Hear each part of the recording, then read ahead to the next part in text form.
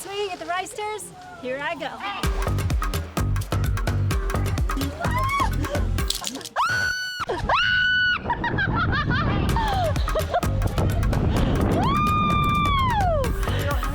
Welcome to Me, Myself, and the World!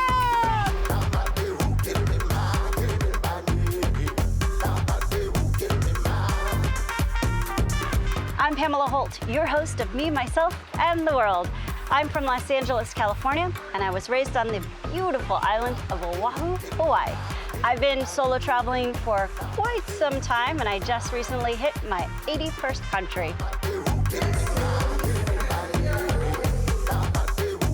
This is the art of solo travel, and with solo travel comes a lot of adventure and a lot of new friends. I invite you to join my solo travel revolution as we explore this great planet of ours together. Welcome to Me, Myself, and the World. I'm your host, Pamela Holt, and this is Bali, Indonesia.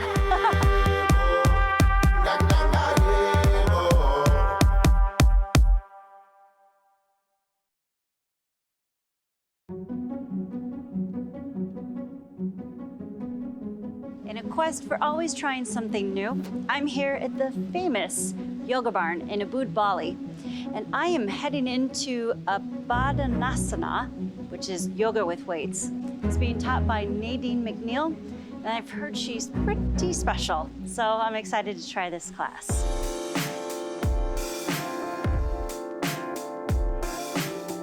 The yoga barn is a tropical oasis tucked into the heart of downtown Ubud. The studios are famously known for their tropical environment, which cultivates an in-nature connection, an aspect and feeling that is celebrated and unique to the yoga barn. City, you're doing amazing. I want to see you in class every week. The yoga barn's pace is intrinsically led by the Balinese culture, embodying the healing medicine of Ubud. With 7 studios, the Yoga Barn offers over 130 classes in yoga, meditation, dance, healing, health and wellness sessions, Ayurvedic spa treatments, and a whole lot more.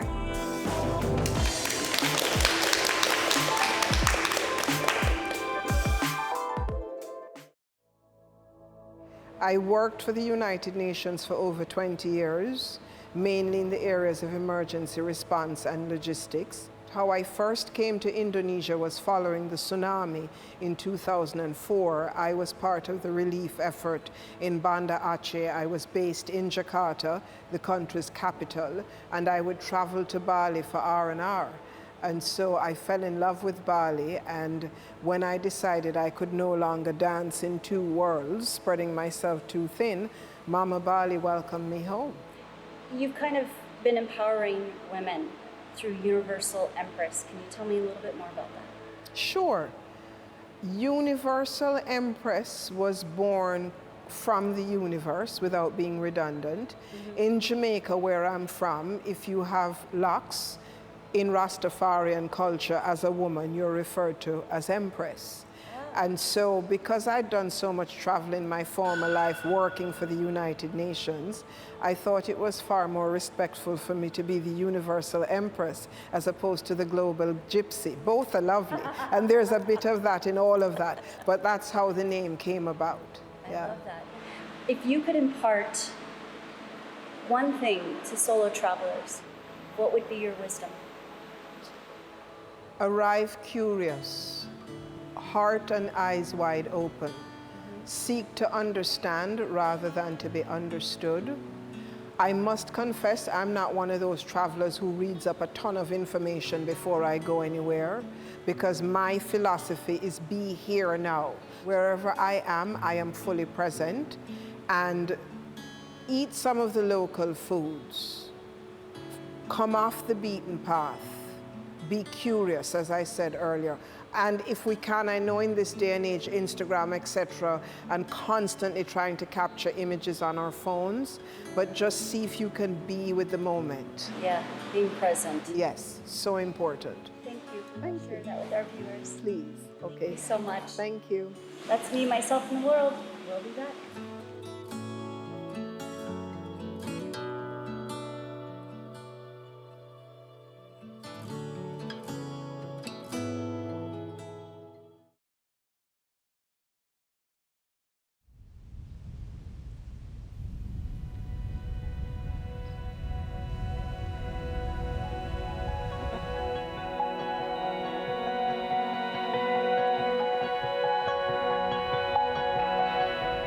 Tegalalang Rice Field is one of the most famous places in Bali, and I'm lucky enough to be here today. It is stunning. It is exactly what you would imagine from the pictures that you see. Harvest was about 2 weeks ago, and it was created by a holy man, Risi Markandeya. I hope it did his name justice.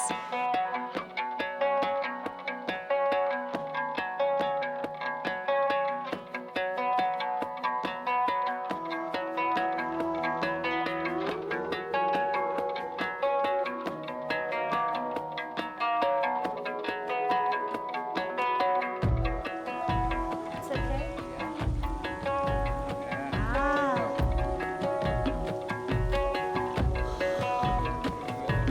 Okay. Saksami is Indonesian. Yeah, Indonesian policy to the very nice. Yeah, Very nice. Very nice. How do I say thank you in Yeah. Balinese? Yeah. Thank Okay, you. Thank you. Terima kasih. Terima kasih. Terima kasih. Dan sampai Balinese Yes. policy suksemo. Suksamam. Yeah. Suksemam. Yeah.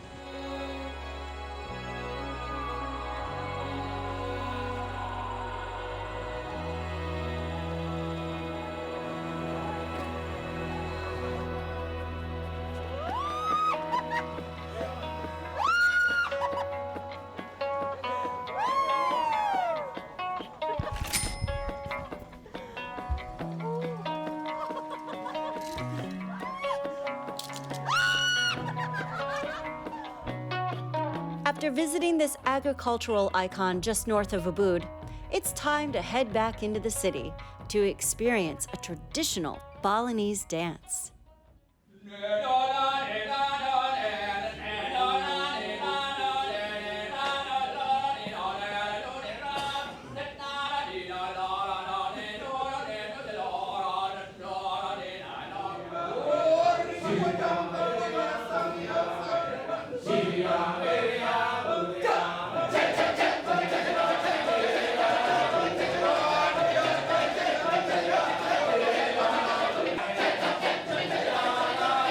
This is absolutely incredible. We're here with Check Check Dance here in Ubud, Bali, traditional.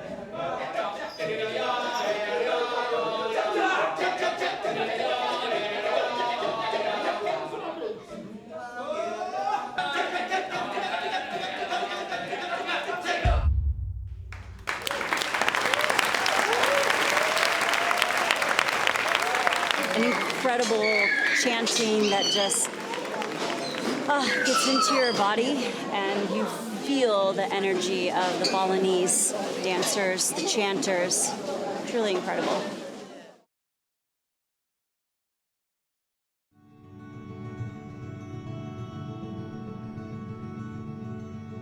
Welcome to me, myself, and the world.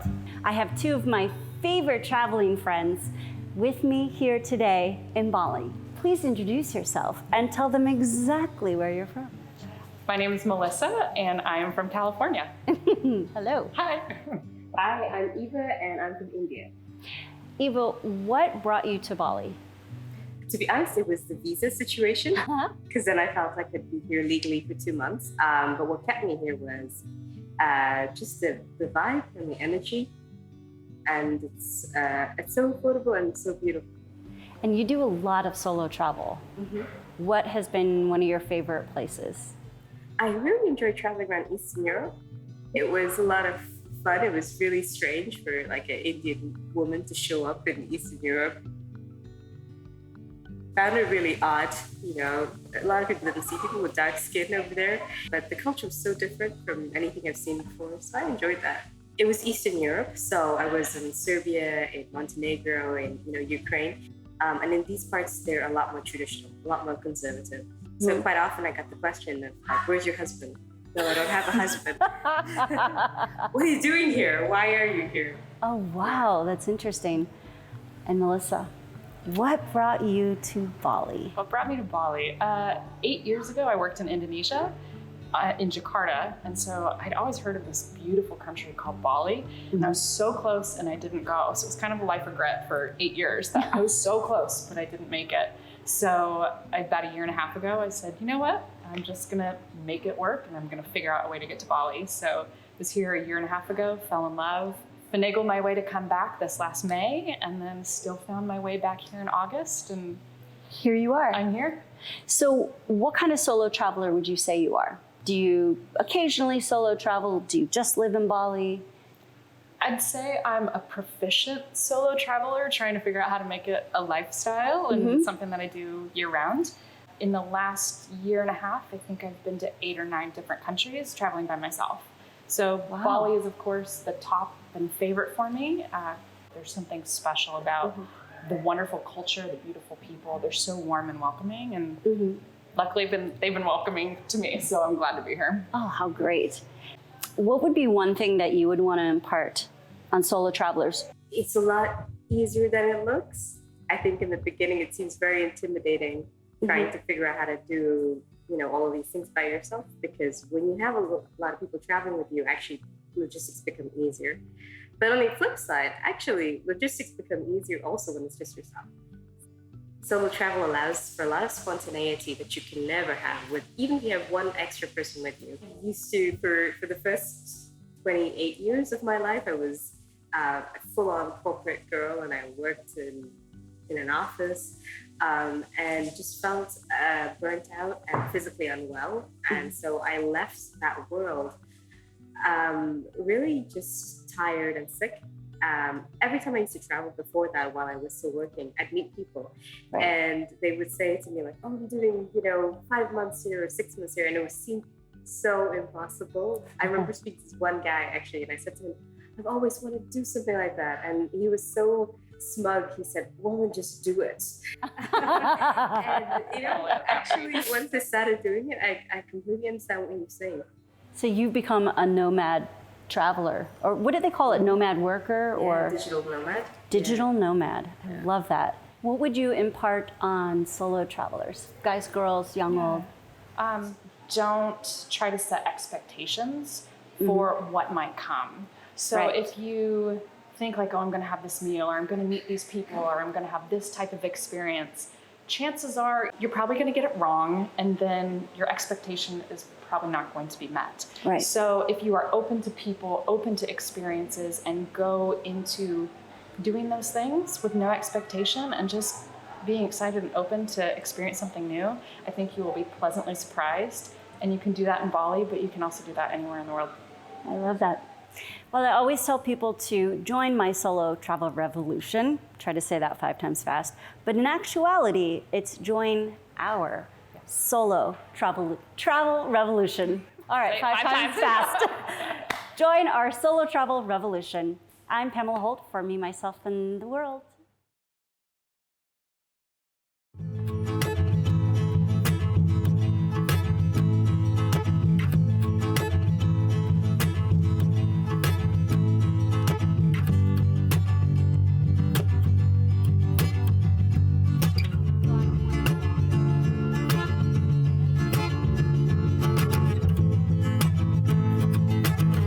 Got blue, or we've got green. Ta-da! Can I try on? Okay. All right, I'm gonna go try it on. One of the greatest things about solo travel is you can take as long as you want to shop or not shop at all. To shop or not to shop.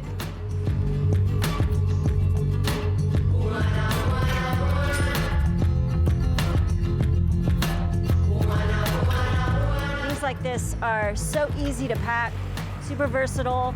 They're flowy, so they're cool, and super light.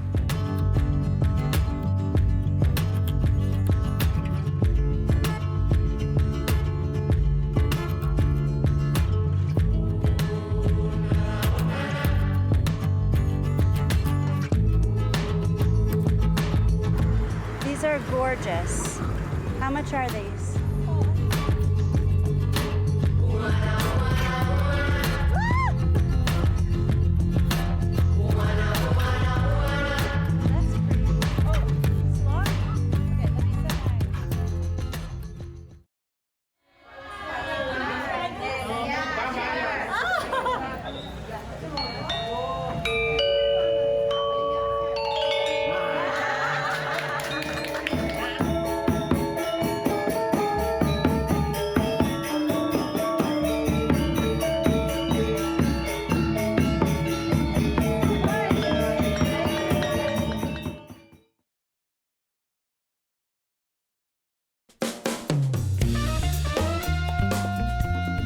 Welcome to Me, Myself, and the World. I'm your host, Pamela Holt, and this is Packing with Pamela.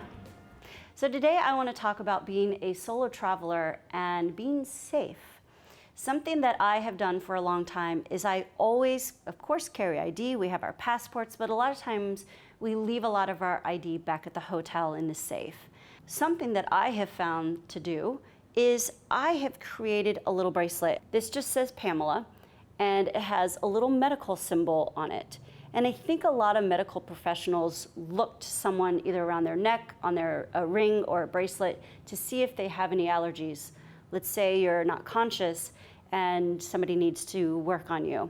This is fashionable. It's very pretty. I actually found it online and had a lady make it, and you can put anything you want inside. I actually have an allergy, so I've listed my allergy inside, and then I've also listed my emergency contact phone number. So this looks great.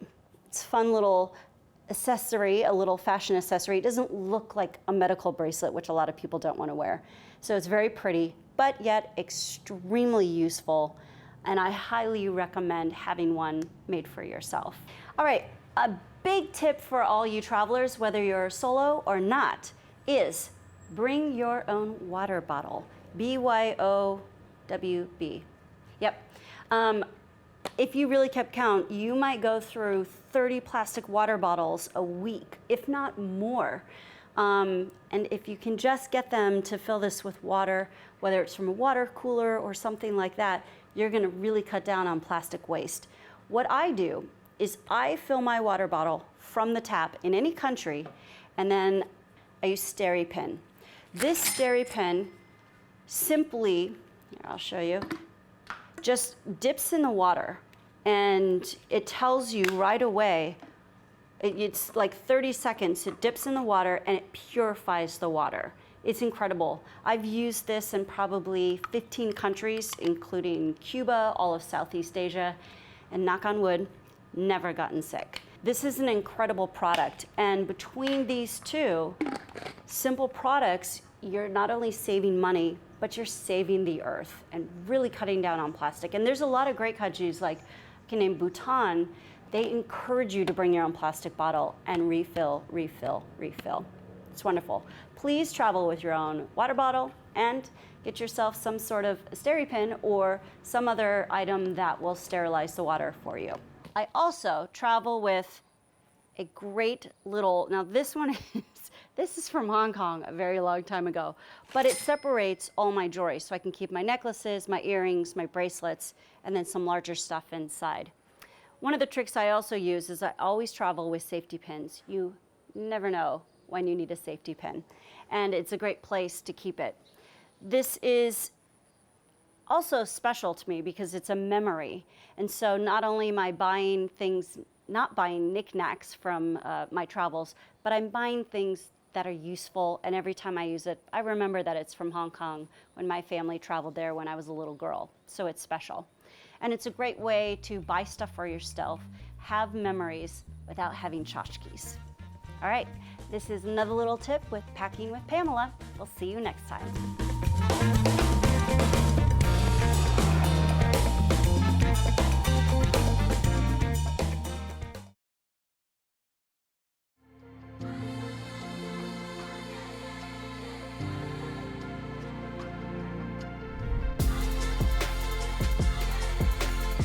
I'm Pamela Holt, your host of Me, Myself, and the World.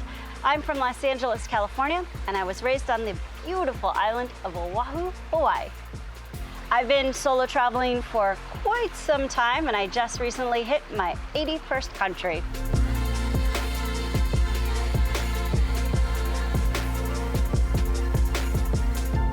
This is the art of solo travel, and with solo travel comes a lot of adventure and a lot of new friends. One of the greatest things about solo travel is you're rarely alone. You so quickly meet fellow travelers and travelers who are couples and families who are excited to bring you into their fold and share the experiences on whatever travels you may be on. You get to try new food, new culture, and a whole lot of new experiences that will change your heart and soul forever. I invite you to join my solo travel revolution as we explore this great planet of ours together.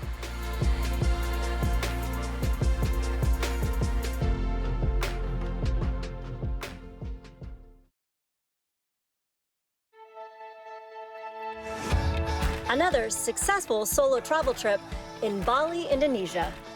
Getting to experience my first Badanasana yoga class with Nadine McNeil at the famous yoga barn. The thrilling experience of Bali swing and the majestic views of the famous Tegalalang Rice Field. And feel the energy of the unique and sacred Kecak dance. Coming up next week, I'll do some Muay Thai boxing, visit Uluwatu Temple, and maybe even get to sing at Double Six Beach.